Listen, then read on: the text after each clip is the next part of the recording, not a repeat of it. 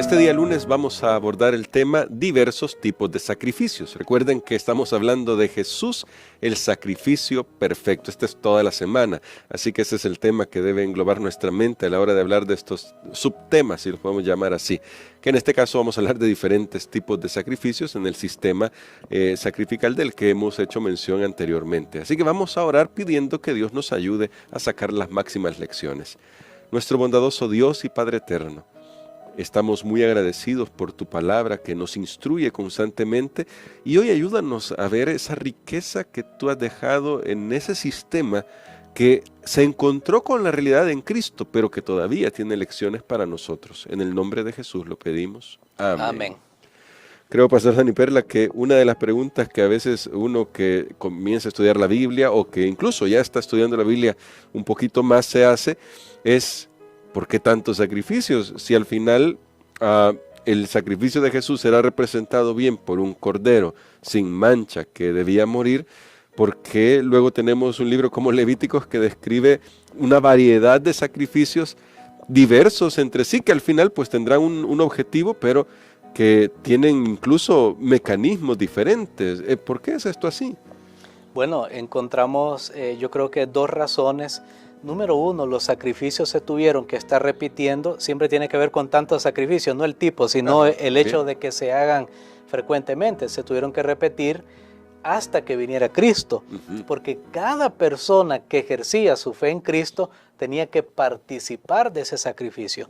¿Y por qué traigo esto a colación? Porque es individual. Es personal. Aunque se hacían sacrificios en el santuario, le llamaban el continuo, que era por la mañana, por la tarde, siempre había provisión, porque uno se pregunta, hermano Gerson, no sé si a usted le ha pasado, y uno dice, bueno, ¿y será que cada vez que cometía un pecado, una mala mirada, un enojo, una mentira, y cada vez tenían que llevar un cordero? Yo creo que en un sentido a veces no era práctico. A veces, bueno, luego cuando el pueblo creció y se esparció, las distancias eran... ni siquiera quedaba cerca. Sí. Pero entonces la gente lo que hacía era como conectarse. Ok, en este momento allá están sacrificando en el santuario y Dios por eso hizo esa provisión, porque les demostró, siempre alguien tiene que pagar, siempre tiene que pagar, pero entonces siempre alguien tiene que ser el sustituto. Claro, en este caso era un animal, que la gente no pensara, bueno, como me queda lejos y no fui, entonces ya se resolvió. No, siempre alguien tenía que estar ahí haciendo el sacrificio. Lo hacían los sacerdotes, era el continuo, pero entonces la persona se conectaba espiritualmente y decía, bueno, a esta hora están ahí en el sacrificio, y ponía su fe en Cristo. Entonces esa persona era salva. Pero no solamente eso, había una variedad de sacrificios también por dos razones, y aquí voy a entrar en estas razones. Número uno, porque nos demuestra que para que el ser humano entendiera la riqueza del sacrificio de Cristo, no bastaba con un solo tipo de sacrificio. Muy bien. Es como lo mismo. La palabra para salvación, bueno, en español decimos salvación y salvación, pero hay un montón de figuras en la Biblia para salvación: redención, reconciliación, perdón, y podemos comenzar, son decenas y decenas de palabras, porque cada una tiene un matiz diferente. Propiciación, una palabra bien compleja. Bueno, todas tienen un matiz para representar algo de ese sacrificio de Cristo Jesús, pero también la variedad de sacrificios, y esta me gusta a mí, dependía de la capacidad económica, podemos llamarlo adquisitiva, del oferente, o sea, de la persona que hacía la ofrenda, porque a veces habían personas tan pobres y dicen, ni siquiera puedo llevar un ave, mucho menos iba a llevar un cordero. Entonces claro, por lo menos podía llevar cereal, porque si ya no tiene ni para comer, pues se muere, pero por lo menos tiene algo para comer. Eso lleva, entonces Dios le aceptaba. Y yo cuando veo eso espiritualmente, yo digo, bueno, a veces la fe de alguien puede ser un poco débil, o nuestra fe puede ser escasa, y sin embargo, si es por la motivación correcta que nosotros nos acercamos a Dios, Dios siempre oye. Amén. Me gusta mucho esta última parte, pastor, porque quiere decir que Dios no puso la salvación lejos de nosotros, es decir, como algo inalcanzable, como algo que, mira, todo lo que te tienes que esforzar. De nuevo volvemos al tema de la gracia y aquí se queda aún más afirmado lo que hemos dicho. Nunca Dios ha tenido otro sistema para salvar a la gente que no sea por medio de su gracia. Ahora, pastor, en este sentido, porque con lo que usted dijo recordaba yo Levíticos 1, que ahí describe solo ahí aparecen 3 diferentes niveles se podríamos decir, niveles de sacrificio dependiendo de la capacidad de cada uno.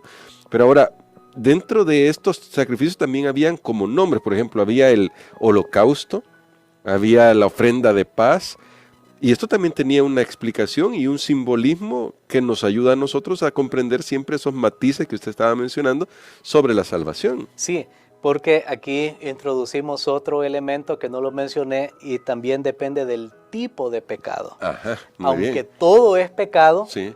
pero no todo pecado es cometido por la misma razón. De hecho, la Biblia, por ejemplo, menciona pecados de omisión y los sacrificios hacían una provisión. ¿Qué es pecado de omisión? Es aquel que está mal lo que se hace, pero la persona no sabía que estaba mal. Lo ignoraba en ese Ahora, momento. un pecado de omisión, por ejemplo, me llama la atención estudiando, cuando uno estudia ya Levítico y todo eso, me llama la atención que un pecado de omisión nunca fue robar. Robar adentro de una casa, porque yo no puedo entrar a una casa y decir, yo no sabía que esta no era mi casa. Sí, no. O sea, no puede ser de omisión. Usted sabe lo que está haciendo. Sí. Ahora, pero habían cosas que tal vez alguien dice, bueno, involuntariamente no me di cuenta. Por ejemplo, allá habían leyes y es bien difícil entrar en estos temas sin tener que tocar cosas que no podemos, como decía el autor de Hebreos, profundizar, pero por ejemplo, digamos que alguien se sentó en un lugar y se había sentado alguien que estaba contaminado. Dice, hasta después se da cuenta y dice, entonces yo estoy contaminado también. Entonces tenía que hacer un sacrificio, o sea, no sabía, lo hizo involuntariamente. Involuntariamente, para poner solo un ejemplo, pero ahí tenemos también aquellos sacrificios que involucraban básicamente el derramamiento de sangre. Por eso es que Hebreos dice, sin derramamiento, casi todo es purificado con sangre. ¿Y por qué dice casi todo? Por aquellos sacrificios, por aquellas ofrendas que habían, que eran, por ejemplo, la de cereal, hasta se habla de sal también en algún momento, bueno, de agua también, pero todo eso al final apuntaba al sacrificio de Cristo Jesús, que Él tuvo que derramar su propia vida. Yo creo, hermano Gerson, que una de las cosas que podemos pensar aquí es valorar lo que costó el sacrificio de Jesús. Amén. ¿Y sabe por qué le digo esto? Porque, y claro, para todos nosotros, porque imagine, cada vez que yo pecaba, ¿cuánto me costaba? Digamos que yo mentí hoy, ok, voy a llevar un cordero. Y mañana yo hice esto, ok, voy a llevar otro cordero. Y mañana otro. Al final me quedo sin cordero. O sea, esa era la lección, que el pueblo viera. Ok, si yo estoy... ahí está. Sí, si yo estoy pecando continuamente, entonces hoy un cordero, mañana una paloma, el cereal, y al final me quedo sin nada. Pues eso es lo que hace el pecado. Y todo eso Dios lo puso de una manera visible, y todo esto tiene una riqueza muy grande, amigos. Aquí hemos dado varios conceptos para que usted tome y sigue estudiando y profundizando también en su lección, pero esto es bien interesante. Ahora, creo que al final, en la lección, nosotros lo vamos a decir al final, porque hemos hecho estas reflexiones, pero Pablo tenía una intención con esto, y aunque no aparece directamente en Hebreos, y el autor de nuestro folleto lo usa estas palabras de Pablo de otro de sus textos, creo que siempre fue esa la intención de Pablo, que nosotros pudiéramos contemplar, al menos en lo que cabe a nuestra condición humana, el profundo amor de Dios. Y por eso la lección cita Efesios 3, 14 al 19, que creo, pastor, que podríamos leer, porque es un texto que creo siempre es muy linda podríamos decirlo así, la vocación pastoral que muestra aquí Pablo y que se ve muy bien también en Hebreos. Y dice Efesios capítulo 3, versos 14 al 19, Por esta causa doblo mis rodillas ante el Padre de nuestro Señor Jesucristo, de quien toma nombre toda la familia en los cielos y en la tierra, para que os dé, conforme las riquezas de su gloria, el ser fortalecidos con el poder en el hombre interior por su Espíritu, que habite Cristo por la fe en vuestros corazones, a fin de que, arraigados y cimentados en amor, seáis plenamente capaces de comprender con todos los santos cuál sea la anchura, la longitud, la profundidad y la altura, y de conocer el amor de Cristo que excede a todo conocimiento, para que seáis llenos de toda plenitud de Dios. Creo, pastor, que el sistema sacrificial, visto desde la perspectiva que lo ve Pablo, hace que tengamos este tipo de oraciones. Maravilloso. Creo que estas eran exclamaciones que el apóstol Sí. Pablo hacía. Él escribía, pero de repente cuando Se pensaba llenaba. en el sacrificio de Cristo Jesús, él pues se elevaba por Así encima es. de todas las cosas de esta tierra. Y él dice, sin embargo, nos lanza un desafío y sabe que el desafío es: seáis plenamente capaces de comprender con todos los santos. O sea, son temas que no puede decir uno, no, es que está muy difícil, eso no es para mí, no. Él dice, hermanos, ayudémonos, ese es el propósito de esta lección, Así es. de este folleto, por eso tenemos que estudiar juntos, por eso tenemos que compartir.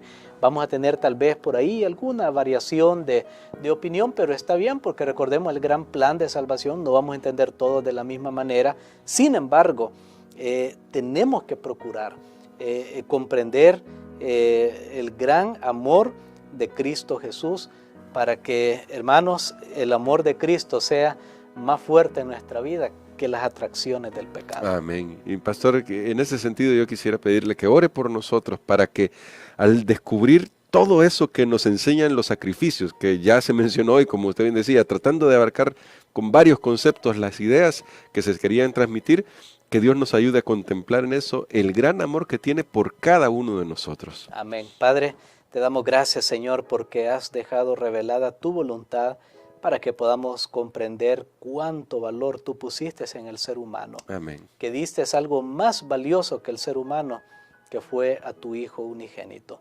Gracias, Señor, porque también podemos aprender a rechazar las atracciones del pecado que conducen a la muerte, una muerte de la cual no hay remedio, excepto solo por la muerte de Jesucristo. Lo pedimos, que nos ayudes en el nombre de Cristo Jesús. Amén.